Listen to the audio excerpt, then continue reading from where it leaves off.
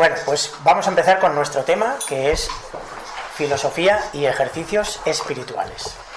Y voy a empezar yo. Sí, empieza. Porque el título lo puso él. Y cuando puso el título, yo dije, pero qué título más raro. Y entonces quería que nos contases por qué se te ha ocurrido ese título y luego que nos dijeses, porque el título es Filosofía y ejercicios para el espíritu. Entonces quería que nos contases si la filosofía y la religión tienen algo que ver o por qué has puesto ese título. ¿Y bueno, de qué nos vas a hablar o de qué vamos a hablar hoy? Este título es un título que me ha parecido muy apropiado para una escuela de filosofía, porque los ejercicios para el espíritu siempre se practicaron en las escuelas de filosofía de la antigüedad, siempre. Formaban parte de la experiencia filosófica.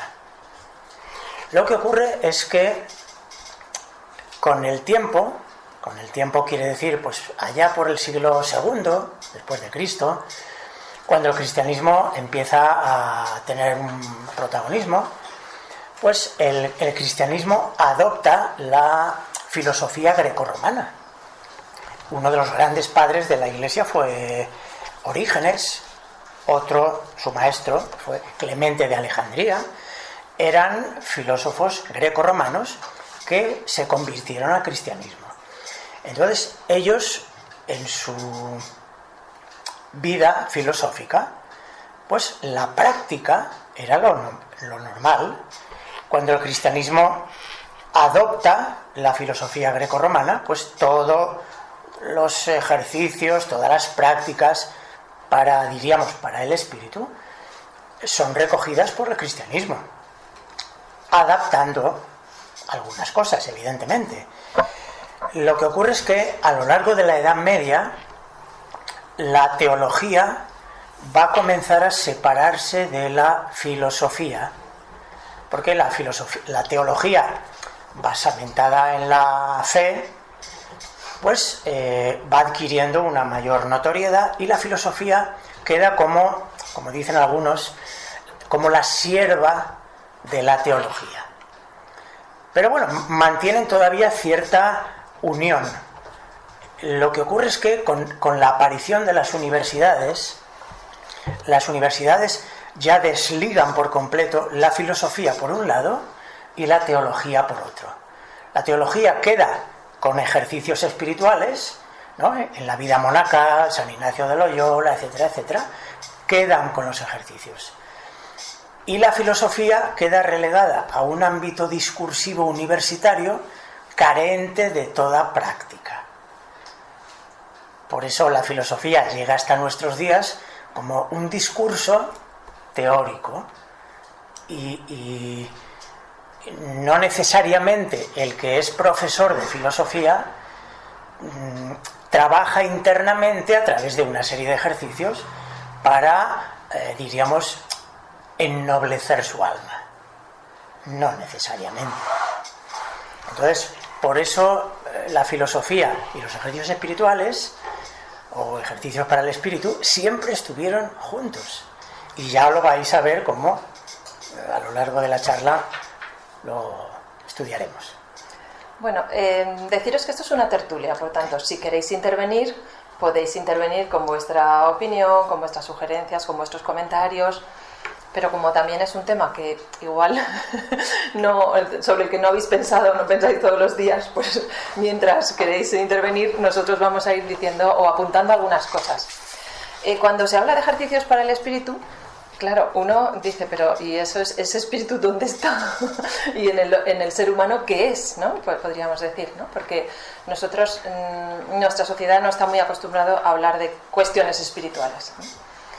Entonces podríamos decir que en la antigüedad la filosofía y los filósofos nunca tuvieron dilemas de si soy creyente, soy ateo o qué soy, porque la conciencia de que la vida tenía un componente espiritual era universal, ¿eh? y no había eso que luego pasó, que se desligó lo que es religión, de lo que es ciencia, de lo que es arte, etcétera, sino que los seres humanos hacían un poco de todo y entendían que el saber abarcaba todos los aspectos del ser humano. Entonces, cuando hablan del espíritu, están hablando de la parte trascendente del ser humano, porque todas las escuelas de filosofía en la antigüedad, salvando alguna muy materialista, pues consideraban que el ser humano es trascendente e inmortal, y entonces dedicaban parte de sus ejercicios o de su práctica diaria en tratar de fortalecer esa parte espiritual en el ser humano, sin que eso tenga nada que ver con pertenecer o no a una religión, sino sencillamente tener una sensación de trascendencia. Y como José ha hablado de alma y espíritu, en general cuando hablamos de el alma o hablamos del espíritu, pues solemos muchas veces estar aludiendo a lo mismo, si bien hay matices dentro de estas filosofías y en función de cada escuela. Pero podemos decir que el alma también para el ser humano sería una parte un poquito más inmaterial que el cuerpo y a mitad de camino entre el espíritu y el cuerpo. Por tanto, algo inmaterial y trascendente también. Por eso hablamos indistintamente de ejercicios para el alma o ejercicios para el espíritu. Y han pasado a la historia como ejercicios espirituales. Bueno, un gran filósofo que fue Plotino, un neoplatónico, decía: a través de la virtud el alma percibe su propia inmortalidad. Claro, si el alma, que es la parte intermedia, ¿no? La parte psicológica es el alma, la psique. Si el alma puede llegar a percibir la propia inmortalidad, eso es algo muy, muy importante. ¿Y cómo podemos percibir esa parte espiritual, o sea, esa parte inmortal? Plotino dice a través de la virtud. ¿Qué es la virtud? La virtud es ese camino que tiene trazada la naturaleza humana, ese camino evolutivo que le hace ir dejando un poco atrás toda la parte animal nuestra, ¿no? La parte animal, pasional, instintiva, para ir accediendo a esa parte más noble que tenemos, ¿no? Entonces, Plotino propone la virtud. La virtud es el camino de la moral, el camino de la ética. No es un camino fácil. De hecho, virtud viene de la raíz vir, que significa fuerza. Hay que ser muy fuerte para adentrarse en ese camino de ser virtuoso. Pero para acceder algún día a lo espiritual habría que pasar por lo moral. Pero para pasar por lo moral, un escalón previo es lo psicológico. Si uno tiene una mente que no se puede concentrar, si uno tiene unas emociones que siempre están alteradas, si uno tiene un carácter insoportable, o sea, una parte psíquica, ¿cómo vamos a poder acceder a lo moral? Y mucho menos a lo espiritual. No es cuestión de irse a un retiro a la montaña y pasarse 15 días y luego gritarle a la persona que te ha pisado un pie. Entonces, a través de los ejercicios espirituales vamos a tener una serie de prácticas que pausadamente van a ir desde lo psicológico a lo mental, a lo moral, y en algún momento percibir algo espiritual. O sea, que no es que quiero ya el espíritu, quiero ya. No, es un proceso en el cual estaban embarcadas todas las escuelas de filosofía, de la antigüedad. Hoy en día es otra cosa. ¿Puedo decir sí. Una curiosidad muy bonita? Y es que, ¿cómo se dice? Las escuelas de filosofía, como dice José, las escuelas de filosofía griega, todas tenían una parte práctica. Pero también las escuelas hindúes, las darsanas, que se llamaban las escuelas filosóficas del hinduismo, y cualquier otra escuela de la antigüedad. Pero es muy interesante que la palabra ejercicio en griego se dice ascesis. ¿Os suena? Ascesis. No sé si os acordáis de los anacoretas, el ascetismo, el Buda cuando está durante todo ese periodo en donde está ayunando, sometido a unas prácticas corporales de mucho sufrimiento. Todo eso que nosotros llamamos ascetismo son los ejercicios espirituales, pero en grado superlativo o en grado radical, pero es la misma palabra. Los filósofos tenían sus ascesis, que eran sus ejercicios prácticos para trabajar con su carácter, para trabajar con aquellas cosas que querían practicar, ¿no? de su psique. Si vamos a Platón tiene muchas cosas interesantísimas sobre las prácticas encaminadas al espíritu. Y empiezan por lo físico. Platón en la educación habla de gimnasia y música. Gimnasia no es ir al gimnasio. Bueno, podría ser también, pero la intención de la gimnasia no es dedicarse al cuerpo, no está encaminado al cuerpo, no, la finalidad es el alma también, pero a través de esa herramienta que es el cuerpo. Por eso en la gimnasia se trabajan los valores que fortalecen el alma. Y luego está la música, las artes de las musas. ¿Quieres decir algo? Sí. No sé si sabéis que Platón habla mucho de la teoría del alma prisionera. Lo que quiere decir que el alma tiene que liberarse de su cárcel del cuerpo, su cárcel corporal. Y entonces todos esos ejercicios del filósofo están destinados a hacer una especie como de separación gradual del propio cuerpo. Los propios apetitos, los gustos, todas las necesidades corporales. Y eso es lo que hacían los yogis de la India, todos los ascetas, los anacoretas, que lo que hacen es también buscar un alejamiento de lo corporal, que tal vez no sea muy inteligente a base de martirio, pero es una de las vías, ¿no? Hay un filósofo actual, ¿no? Bueno, creo que ha fallecido, pero es de este siglo pasado, que se llama Pierre Hadot, que recoge una cita de un compañero suyo. Y la cita es larga, voy a leer solo un trocito. Dice: son muchos quienes se vuelcan por completo en la militancia política o en los preparativos para la revolución social. Dice, pero escasos, muy escasos, los que como preparativo revolucionario optan por hacerse hombres dignos. O sea, cualquier revolución para mejorar el mundo tiene que pasar necesariamente por hacerse una persona digna. Me encantaría poner. Porque es que si no,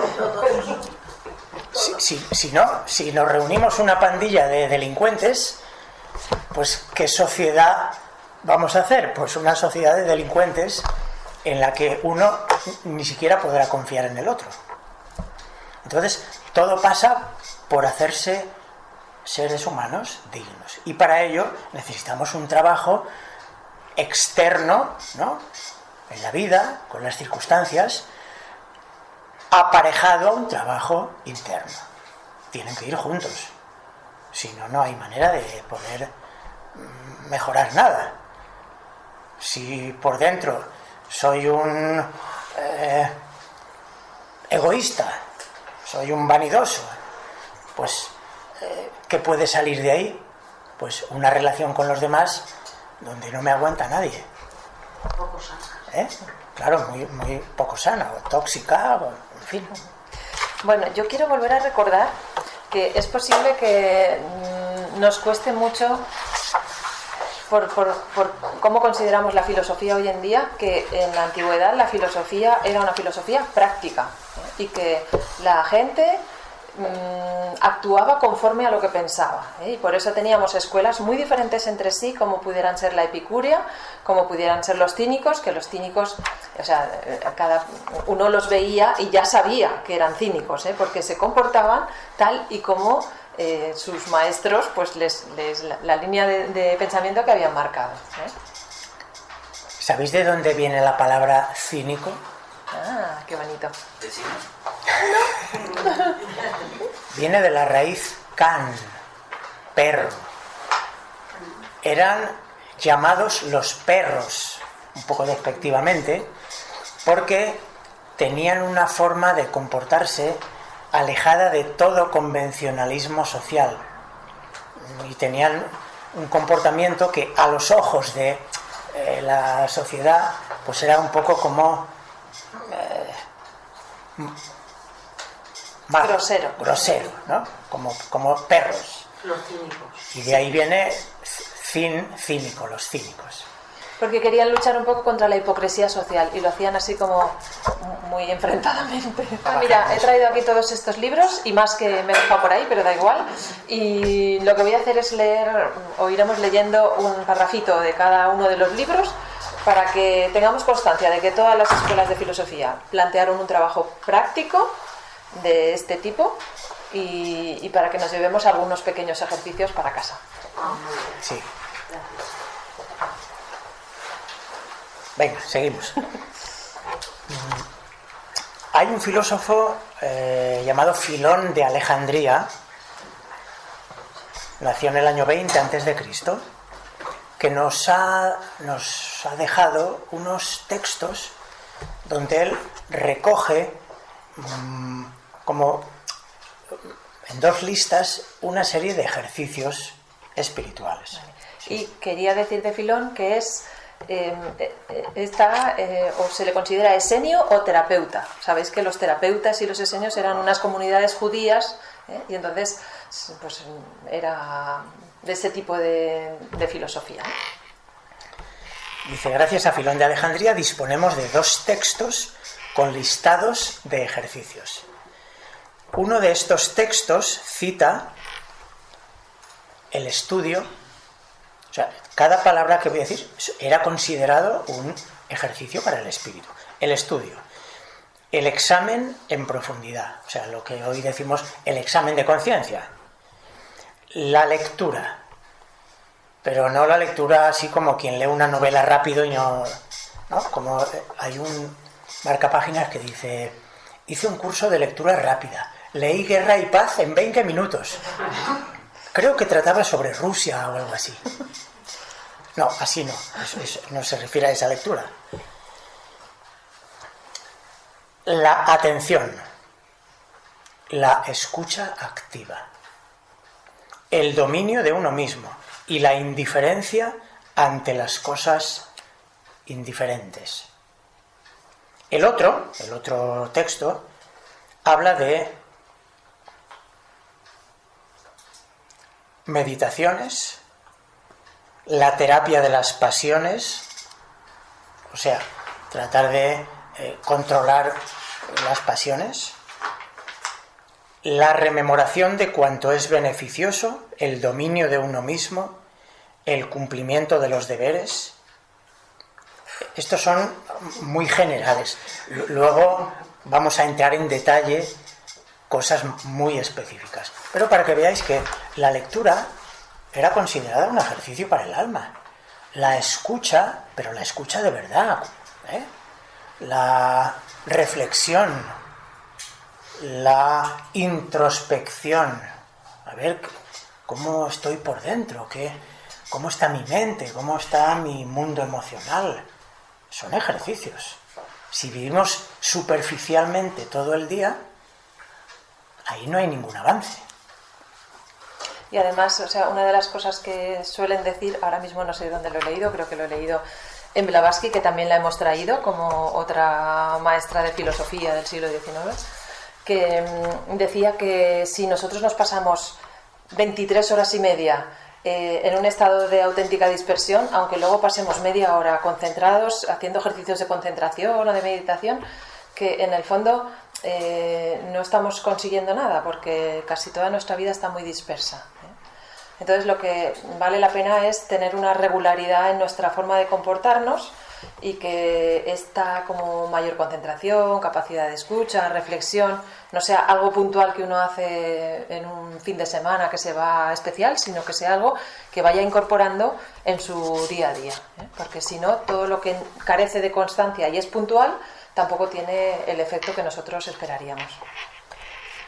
Bueno, aquí tenemos una práctica basada en el diálogo con uno mismo o con otros. O sea, un diálogo, pero un diálogo no sobre el tiempo, sino un diálogo un poco profundo donde tratemos de enfocar nuestra mente en dilucidar, ¿no?, y reflexionar sobre cosas. El diálogo con otros o con uno mismo, o también recurriendo a la escritura, ¿no? El poder escribir al final del día o en cualquier momento que uno vea, de manera que queden reflejados nuestros pensamientos, nuestras intenciones, nuestros errores, nuestros proyectos, porque eso sirve para esclarecer la mente. Al tener que escribir y dar forma a los pensamientos, necesitamos hacer el esfuerzo de aclarar las ideas. Un ejercicio extraordinario. En realidad todo lo que signifique reflexión es algo muy difícil, ¿eh? No es fácil reflexionar, porque cuando nosotros reflexionamos en realidad tenemos que conseguir ver el futuro, es decir, la decisión que yo voy a tomar ahora, a dónde me va a llevar, ¿eh? Y eso nos cuesta mucho verlo, porque nosotros siempre lo que hacemos es proyectar un presente que es el mismo hacia adelante, ¿eh? Pero cuando nosotros hemos introducido un factor nuevo, que es la decisión que yo voy a tomar, castigo al niño porque se portó mal, no lo castigo porque aunque se portó mal no lo voy a castigar y decido no castigarlo, o cualquier otra decisión, hay que ver y ser capaz de anticipar hacia dónde va a evolucionar eso, porque no se va a mantener igual. O sea, lo que nosotros hacemos repercute y va tomando una dirección, ¿eh? Entonces, nos cuesta muchísimo el ser capaz de reflexionar y anticipar qué es lo que podría llegar a pasar, para así poder frenar, ¿eh? Muchas veces vamos sin pensar y con falta de autocontrol decimos cualquier cosa y luego es como que se nos viene encima un mundo de consecuencias que no hemos previsto, y que si las hubiésemos previsto ni siquiera hubiésemos hecho eso, claro, lógicamente, porque cosas básicas que no somos capaces de ver, ¿eh? Y eso es por una falta de reflexión, que es una falta de reflexión en el sentido también de poder ver a dónde nos han llevado las acciones que hemos hecho previamente, ¿no? Y por eso esas reflexiones que todos los filósofos hablan de, bueno, párate y mira a ver qué consecuencias están teniendo los actos últimos que has tomado, y así podrás ver cómo se van desencadenando los acontecimientos, ¿eh? Eso es una manera de ser más profundos, poder, ¿no?, reconocer las causas y poder también anticipar las consecuencias de lo que hacemos, ¿eh? Y solo puede ser por un ejercicio de examen, de poner el ojo a observar lo que estoy haciendo yo, ¿eh? Y saliendo de nuestra subjetividad que quiere justificar lo que hacemos, porque entonces ya no vemos, ¿eh? Estamos como tapando, echando arena para que no se vea nada, pero con sinceridad nosotros podemos llegar a ver, ¿no?, por qué me pasa lo que me pasa.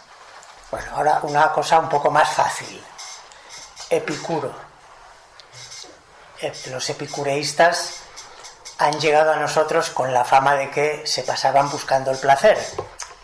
No es así. O mejor dicho, es así, pero no el placer que creemos nosotros. Es el placer de otra cosa. Ejercicios de los epicureístas. Mantener la serenidad en cualquier circunstancia. O sea, es practicar ante cualquier circunstancia de la vida, especialmente en aquellas que nos mueven de la comodidad, ejercitarse en la serenidad. Más fácil. Expresar, aunque solo sea con la intención, la gratitud a la naturaleza. Expresar, acordarse del sentimiento de gratitud.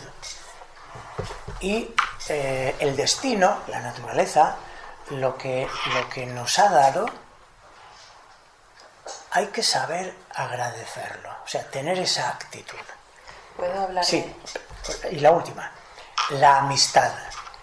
Los epicúreos se caracterizaban por el valor tan grande que daban a la amistad, pero la amistad de verdad, esa en la que uno puede confiar plenamente en el otro, y disfrutaban del placer de la amistad. Y el desarrollo de esas relaciones de amistad es un ejercicio para el alma. Te vuelve profundo, te vuelve comprensivo. Aparentemente son fáciles, pero ¿cuántos amigos así tenemos? Sí.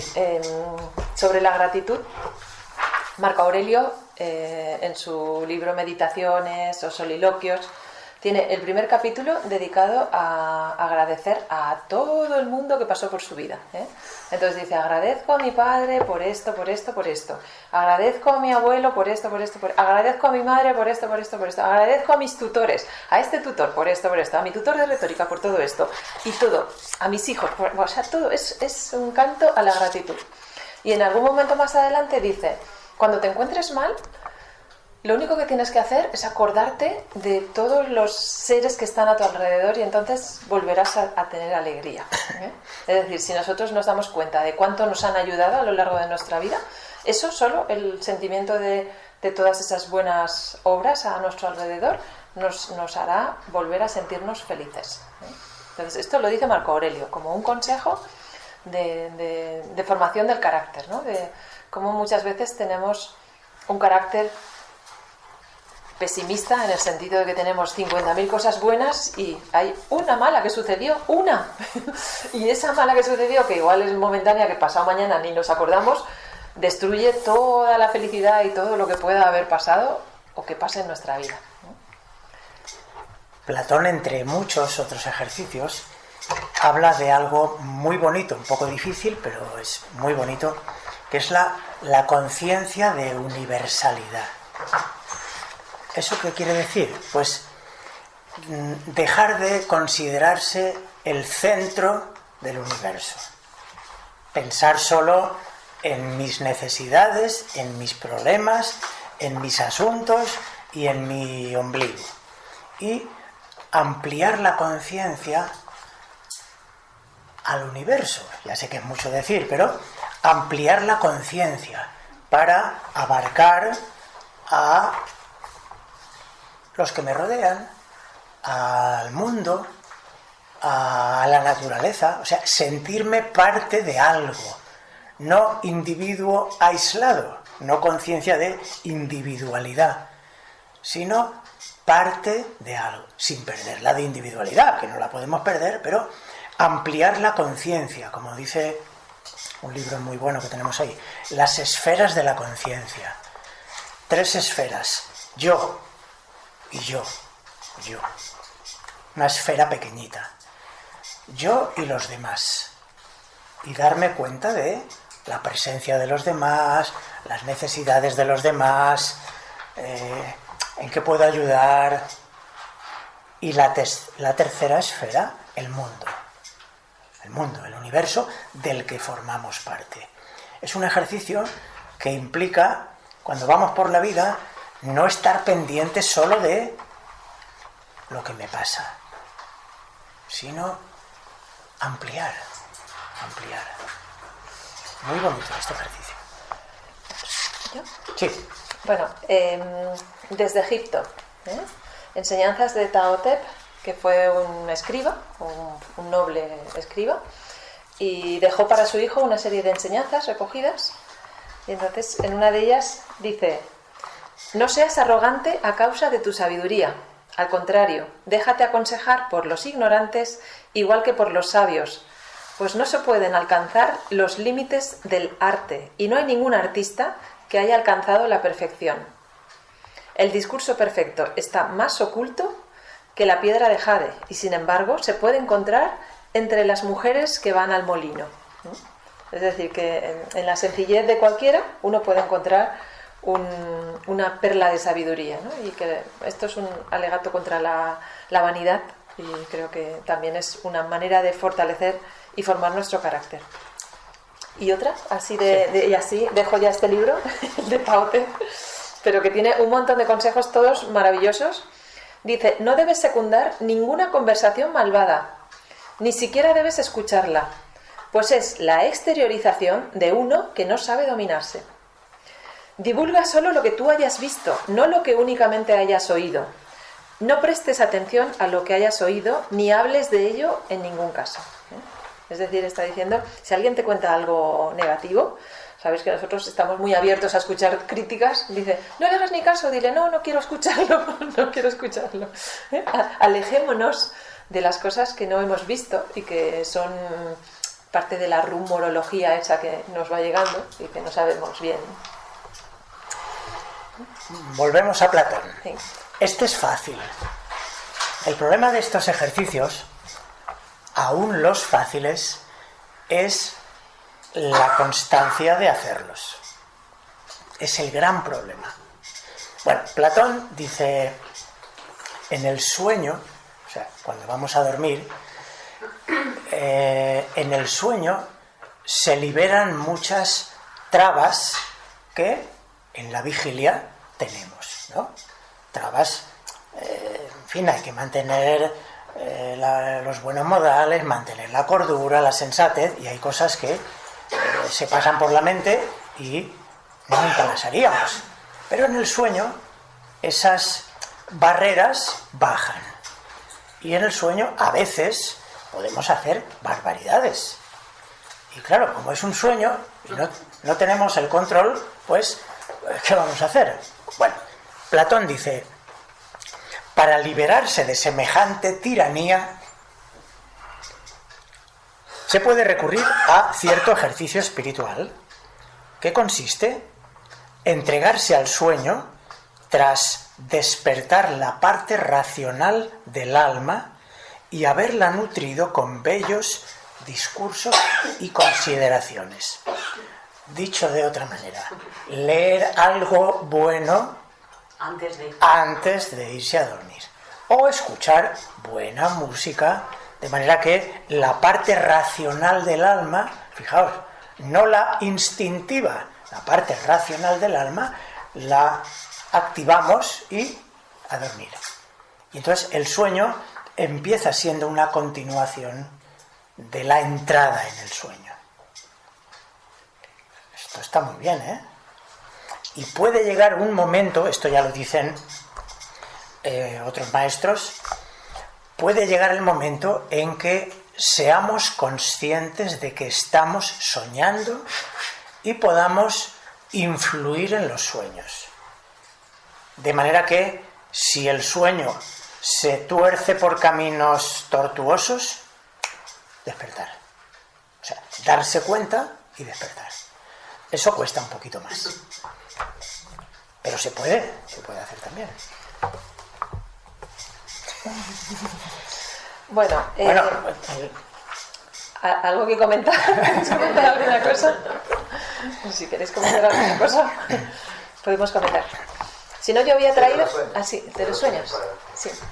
Me ha pasado que me digo a mí mismo antes de dormir que tengo que despertarme temprano porque tengo que hacer tal cosa y de pronto estoy pendiente de eso en mi mente, ¿no? Voy a dormir y de pronto me torna una pesadilla, me doy cuenta que es una pesadilla, me despierto y digo, porque estoy en una pesadilla. Pongo la alarma no sonó y ya es la hora. Mi consciente me estaba avisando, mira, pabila que... Así es, eso es la hora, ¿no? Eso es otro ejercicio que hacían, ¿no? De ser capaces de despertarse sin despertador. Vamos a proponerlo. ¿Lo proponemos? Claro, para ver si funciona. ¿Lo propongo? No, podéis hacer la prueba, nosotros la hemos hecho. Podéis hacer la prueba a querer despertaros a las 4 de la mañana. No, pero vamos a poner a las 7. No. Es que a las 4 los vas a desvelar. No, pero luego se vuelve uno a acostar. Es para ver si funciona. Bueno, luego cada uno que lo haga a la hora que A las 7, vamos a poner a las 7, que total. Y así no nos ponemos el despertador y nos levantamos igual. Entonces uno, antes de dormir, ve con la imaginación el reloj, ¿no? Mejor verlo con manecillas, mejor que digital. Y entonces uno se pone la hora que es en este momento, o sea, la hora en que uno se va a acostar. Aunque si va a dormir pocas horas, en vez de ponérselo a la hora que se acuesta, uno dice, me voy a poner como que me he acostado hace 3 horas, por ejemplo a las 9. Y veo el reloj que empiezo a dormir a las 9. Y veo las manecillas cómo van. Pum, pum, pum, pum, pum, pum, y las veo. Hay que estar pendiente que no se me vaya porque he de volver a empezar. Hasta que las manecillas lleguen a la hora que me he propuesto. A las 7. Y en el momento llegan, despertar. Quiero despertarme a esa hora. Ya está. Y os echáis a dormir. No ponemos despertador ni ponemos nada. No, por eso he dicho que lo hagamos. Por sí. El despertador un poquito después, por si acaso no funciona. Y además, cuando uno se levanta, aunque haya dormido 3 horas, si uno se ha puesto la hora de entrada antes, como si hubiera dormido 6, pues se levanta como si hubiera dormido 6. Claro, no se puede estar toda la vida así durmiendo 2 horas, porque el cuerpo se va a quejar, pero de vez en cuando... Bueno, yo os he traído los versos de oro de Pitágoras, no sé si lo conocéis. Los versos de oro son unos escritos atribuidos a Pitágoras, pero son de la escuela pitagórica, no se sabe quién los escribió. Pero es un texto muy corto, no lo voy a leer todo porque es muy corto, pero son 6 o 7 páginas. Pero es muy corto y lo único que son consejos para vivir. Entonces voy a leer algunos de los más señalados. Empieza diciendo, un poquito más adelante, dice: honra a tus padres y a los familiares más próximos. De los otros, haz tu amigo a quien sea el mejor. Y dice: no odies al que es tu amigo por causa de un pequeño error. Y aprende bien estas cosas. Domina tus costumbres. Lo primero, el vientre, el sueño, la lujuria y la cólera. Nunca hagas cosas vergonzosas, ni con otros ni por tu cuenta, pues has de avergonzarte sobre todo ante ti mismo. Practica la justicia en hechos y palabras, y no te acostumbres a obrar insensatamente en ningún asunto. Y sobre todo, ten en mente que la muerte les está destinada a todos, y que las riquezas amasadas en este momento, en el siguiente, desaparecerán. Y ahora os paso a otro trocito de estos que son uno de los más famosos. No dejes que el sueño penetre en tus blandos ojos antes de haber repasado 3 veces cada hecho del día. 3 veces, ¿Dónde transgredí las reglas? ¿Qué conseguí? ¿Qué deber dejé sin cumplir? Comenzando desde el principio, repítelo. Y después, si obraste mal, atorméntate. O en caso contrario, deleítate. Esfuérzate en ello. Cuídate de ello. Conviene que desees estas cosas. Una vez, 3 veces. Podemos pensar que en las escuelas platónica, estoica, epicúrea, etcétera, etcétera, pitagórica, tenían su trabajo cotidiano. Claro, ahora estamos leyendo muchos, eso abruma a tantos, pero a lo mejor en la escuela estoica, pues durante un tiempo, y según el nivel de los discípulos, se empezaba con algo, y con ese ejercicio pues se mantenía durante tiempo, ¿no? Como una forma de trabajo para ir produciendo pequeñas transformaciones dentro del discípulo. O sea, esto es un método. Lo mismo, si uno estudia una carrera, no puede estudiar hoy sí, mañana no, la semana que viene ya veré y luego, pues no sé, si me queda tiempo. No, tiene que haber una constancia. Pero como estamos en la vida y la vida nos ofrece continuas oportunidades de poner en práctica algo, es el gimnasio para el alma. La vida es el gimnasio para el alma. Entonces la cuestión es, uno, tener la idea de trabajar sobre un aspecto, sin demasiadas ambiciones de quererlo todo, un aspecto. Y crear, como dice Platón también, crear el hábito. Crear el hábito de ir trabajando ese aspecto. Y empezar a cambiar la mirada, la forma en que miramos al mundo. Empezar a cambiarlo. Porque Plotino va a decir, Plotino es neoplatónico, va a decir que hay como barro que cubre la realidad y nuestra realidad. Nosotros somos un diamante en bruto cubierto de barro y la realidad de la vida está también cubierta de velos. El trabajo nuestro sería quitar el barro que cubre y quitar los velos que cubren a la realidad. Porque la realidad es maravillosa, la realidad es divina, la realidad es luminosa. Pero, como Platón dice también, estamos en la caverna, ¿no? En la caverna del mito de la caverna, y lo que vemos son sombras y las confundimos con la realidad.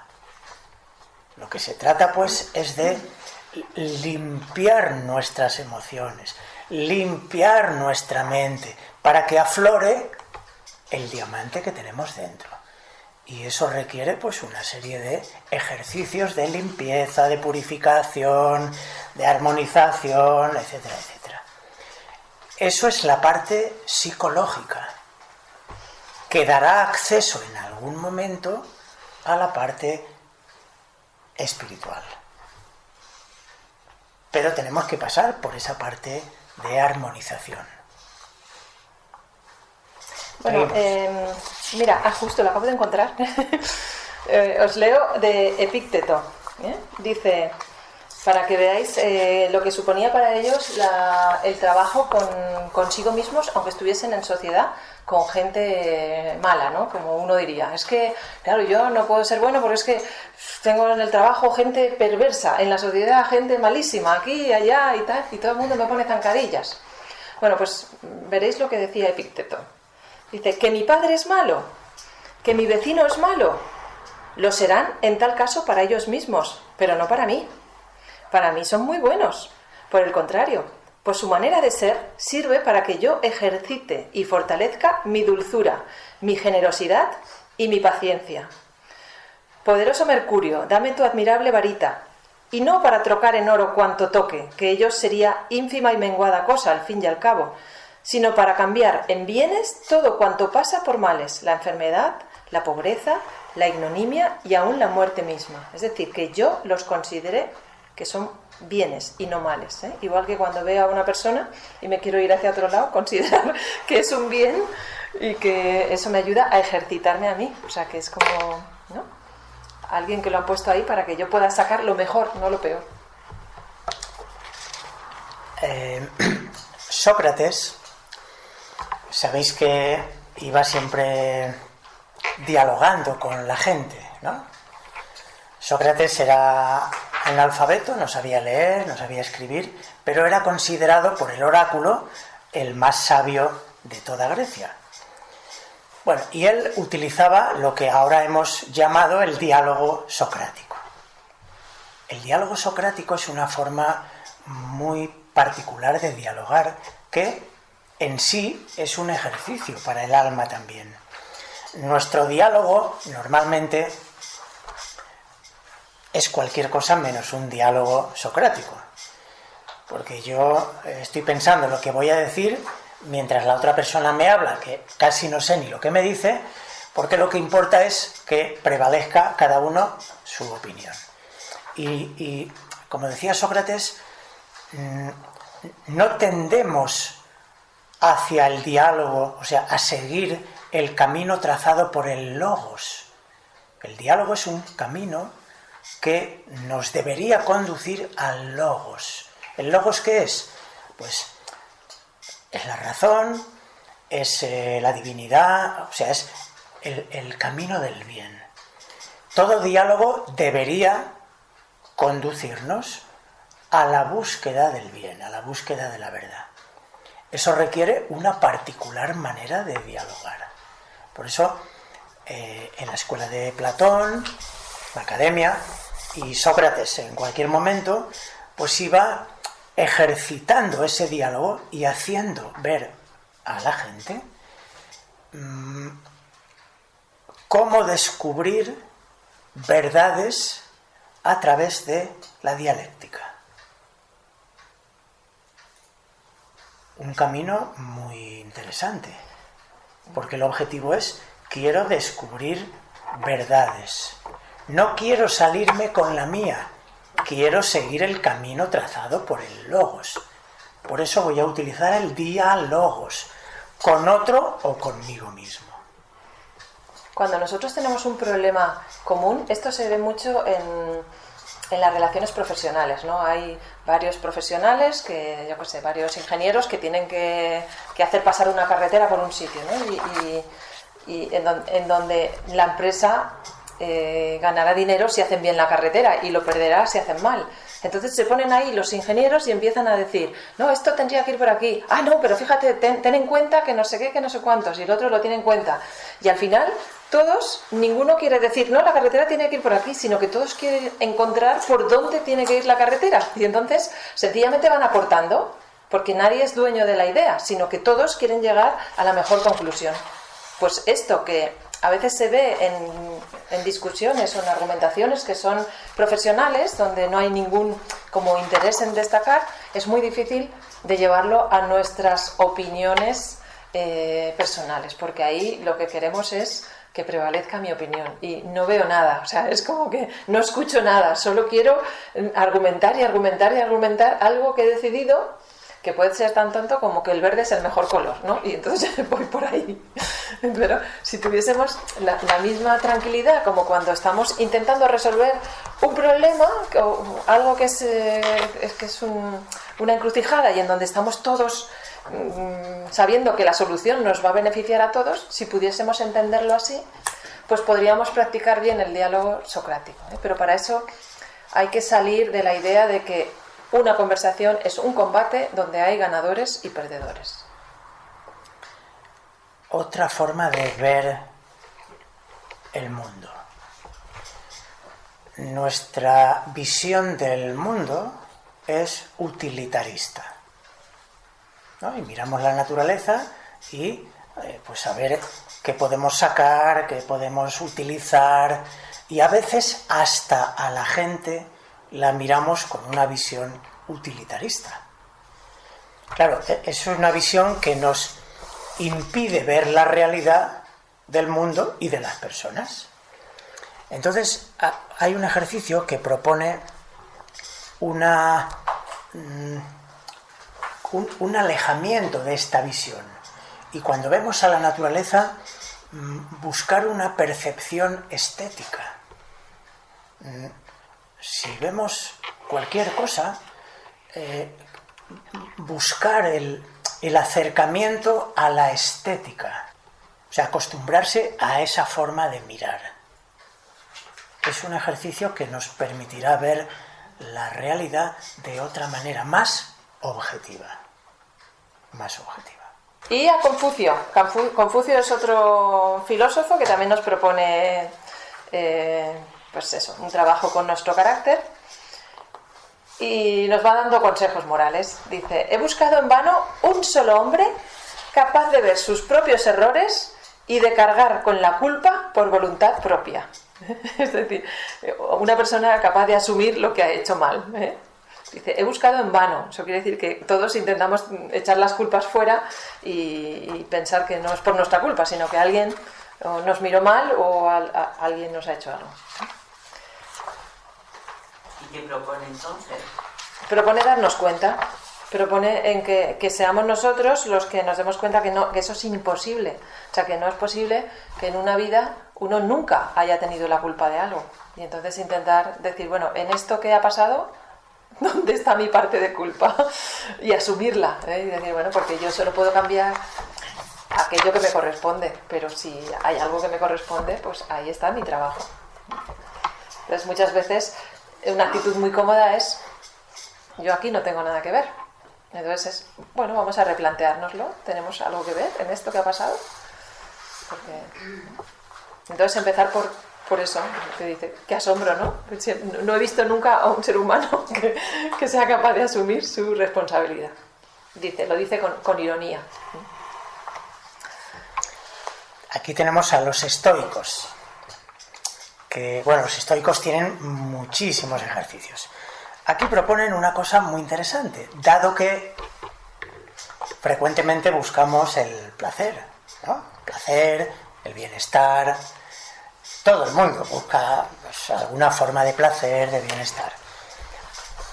Pero los estoicos se dan cuenta que hay determinados placeres, sobre todo sensoriales, pasionales, que si bien tienen un disfrute, es pasajero. Y como es pasajero, pues cuando termina queremos más. De manera que se produce una especie de hábito, de deseo de perseguir estos placeres. Pero los estoicos proponen otro tipo de placer. Dicen, el estoicismo maneja habitualmente otro tipo de placer más interno que reside en la sensación que se siente cuando uno cumple con lo que considera su deber. Eso produce una sensación interior que ellos llaman gaudium, que significa alegría interior. Es lo que vulgarmente decimos la alegría del deber cumplido, ¿no? Eso es un placer, pero elevado, más elevado y más duradero. Conseguir habituarse a la búsqueda de ese placer, pues es mucho más enriquecedor que quedar atrapado en la búsqueda de placeres sensoriales. Pero los estoicos van más allá, porque dicen, no se trata de perseguir el gaudium. No, lo que hay que perseguir es cumplir con tu deber. Y como consecuencia añadida viene el gaudium. La intención muchas veces determina si yo dejo la acción manchada de búsqueda de placer, o es una acción limpia y por lo tanto luego viene el gaudium. Sí. Y una cuestión, ¿y se puede buscar o se puede tener ambas, no? Claro. La cuestión es, no, siempre vamos a tener la material sensorial, siempre la vamos a tener porque los sentidos reclaman. El problema es cuando uno se queda atrapado en eso. Diríamos en nuestra naturaleza inferior, y no da cabida al desarrollo de la superior. Ese es el problema, quedarnos como atrapados. Adictos. Sí, atrapados en lo inferior. Antes hemos dicho que el ejercicio para el espíritu pretende acercarnos a la conciencia de que tenemos un espíritu. Pero claro, si me quedo atrapado en lo más instintivo, lo más sensorial, es lo más bajo. No. Que en realidad es volverse aéreo, sutil. Y eso, una imagen muy gráfica es la elegancia. Cuando alguien es elegante es que tiene una altura moral, ¿no? Va como por encima, no se rebaja cositas, no no es así como batallador por las mediocridades, ¿no? Sino que está como en un punto más allá, ¿no? Eso es como una imagen gráfica de lo que podría ser etéreo, ser aéreo, ser sutil, estar un poco despegado de toda esa viscosidad del mundo de las emociones, de tanta pasión, tanto enfados y todo eso, ¿no? Que nos altera tanto. Pues bueno, podría ser eso.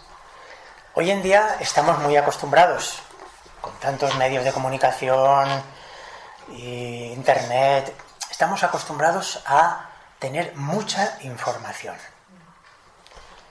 Vamos a suponer incluso que fuera buena, que no lo es, pero vamos a suponer que fuera buena.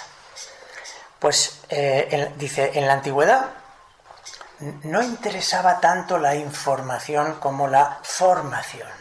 Hay una palabra griega que es paideia.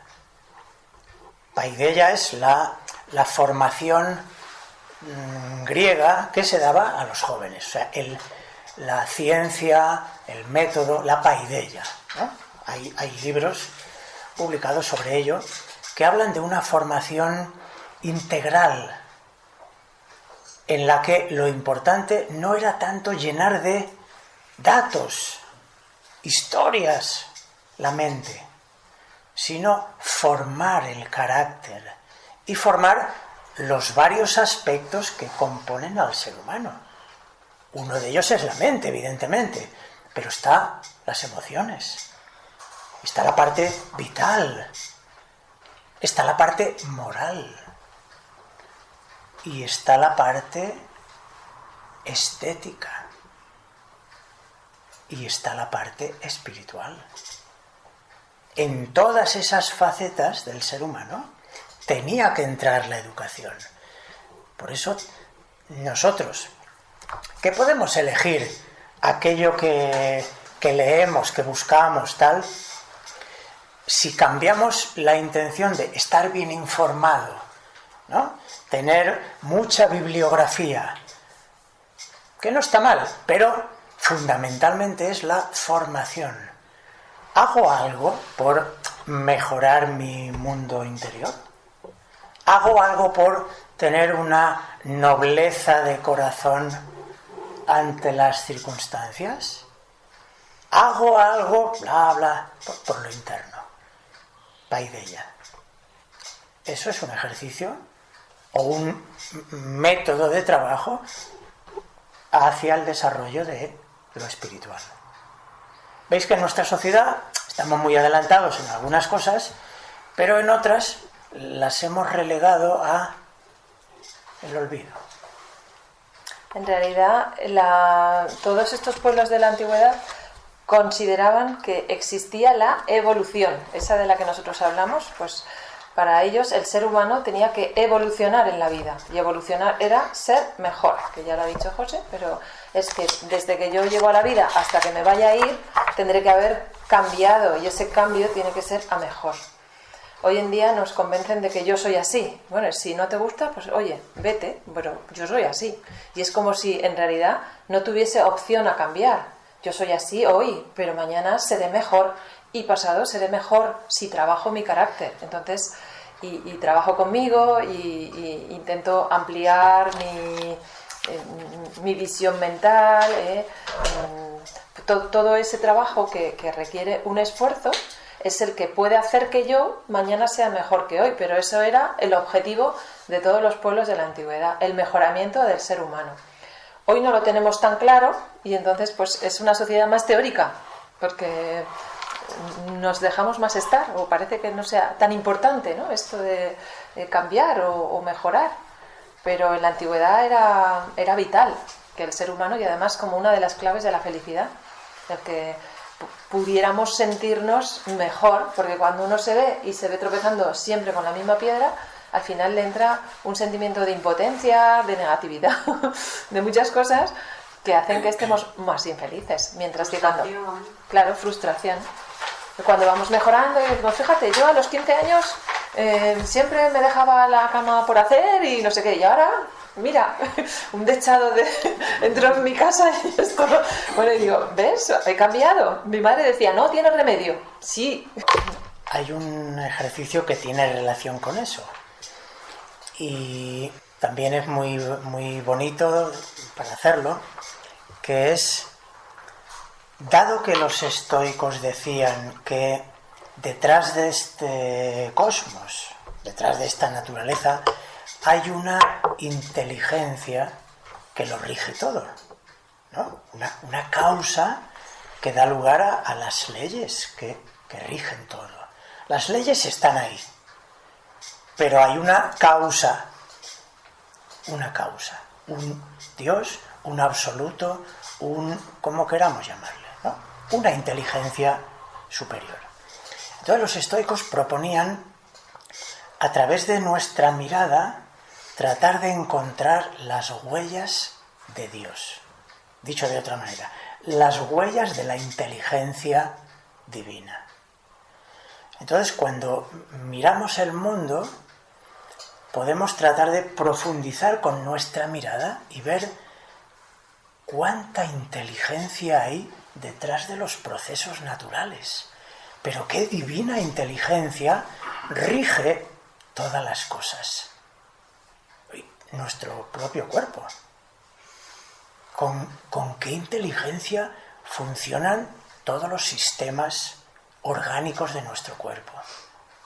O sea, el mirarlo bajo esa perspectiva para encontrar, como decían ellos, las huellas de Dios, te da otra forma de mirar.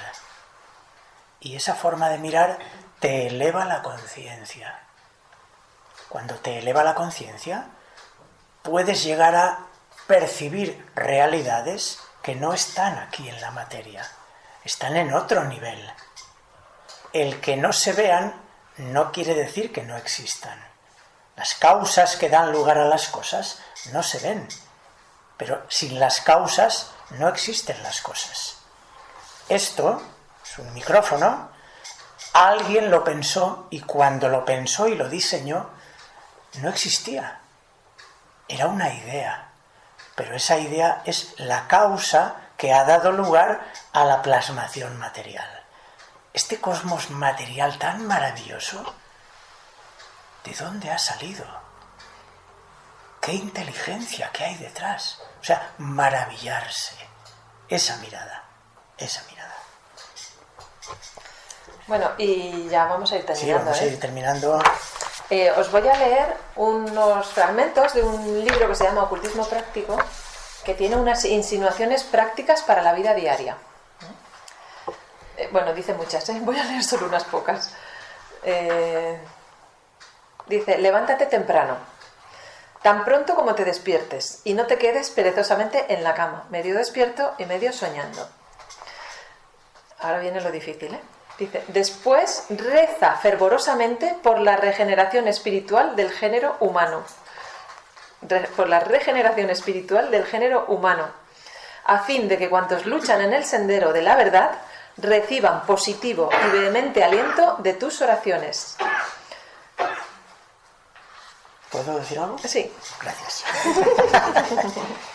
A veces pensamos que un pensamiento nuestro, como no se ve, pues nada, no se ve, como si no existiera.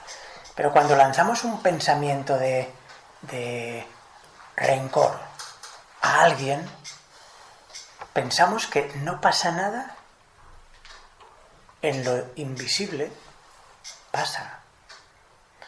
Y vamos a suponer que no creamos que algo le llega a esa persona. Es posible que no.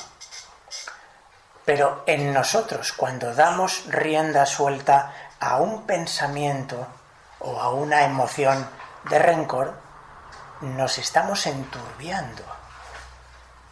¿Habéis visto una charca que tiene en la superficie agua limpia? Pues ahora meter la mano y mover. Se enturbia todo.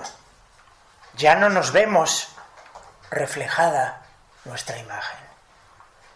Pues nuestra psique podemos asemejarla a una especie de espejo en el que se puede reflejar la realidad o no. Si enturbiamos con determinados pensamientos, emociones pesadas, pues aunque no le lleguen a la persona, que a lo mejor le llegan, aunque no le lleguen, nos estamos enturbiando. Al enturbiarnos, nuestra visión de la realidad se vuelve turbia. Muy importante, ¿eh? Por eso hablan tanto de ejercicios de purificación. ¿Perdón? Ejercicios de purificación. Para traer, ¿no?, las cosas, pues, al positivismo, ¿no? Para tratar de tener un poco de limpieza dentro de lo posible en nuestro mundo interior, ¿no? Si nosotros vamos por la vida y no nos duchamos en todo el año, pues vamos a crear a nuestro alrededor una serie de perjuicio a los demás, ¿no? Eso se ve. Lo otro no se ve, pero cuando la psique de uno huele mal, voy ensuciándolo todo. Es muy interesante, ¿no? Me encanta. Porque, y cuando la sociedad huele demasiado mal. Muy fácil. Los estoicos. ¿Depende de ti cambiar toda esa maldad? No. ¿Qué depende de ti? Cambiarte a ti. Cámbiate tú. Bueno, poco a poco, por eso las escuelas tratan de ir trabajando sobre estas transformaciones, de manera que tú, como un elemento de la sociedad, ¿qué puedes aportar? Te aportas tú y tu influencia sobre tu entorno, que puede ser pequeña o grande. Y eso ya es mucho, muchísimo. No vale que uno se escude diciendo que, como todo está mal, ¿qué voy a hacer? Pues mucho. Vas a hacer mucho, si quieres. Había una frase de estas que andan por ahí que dice: aunque el mundo acabase mañana, yo aún plantaría un árbol. ¿No? Es decir, que bueno, tú que sabes, ¿no?, lo que pase fuera, pero lo que tú puedes hacer es lo que tú puedes hacer. Y... Bueno, una para esto de las duchas y los olores. Dice: mientras te laves o te bañes, ejercita tu voluntad, deseando que las impurezas morales se eliminen al propio tiempo que las corporales. Es decir, que cuando nosotros estamos duchándonos, también podemos aprovechar para intentar que se vayan de nosotros los malos sentimientos, los malos pensamientos. Es que esto tiene muchos, ¿eh? Voy a decir uno poquito. Dice: no leas mucho. Si lees durante 10 minutos, reflexiona durante horas. O sea, si lees durante 10 minutos, reflexiona durante horas. Acostúmbrate a la soledad y a permanecer a solas con tus pensamientos. Asimílate a la idea de que nadie, sino tú mismo, puede ayudarte a desviar gradualmente tus afectos de todas las cosas. ¿Me puedes repetirlo, por favor?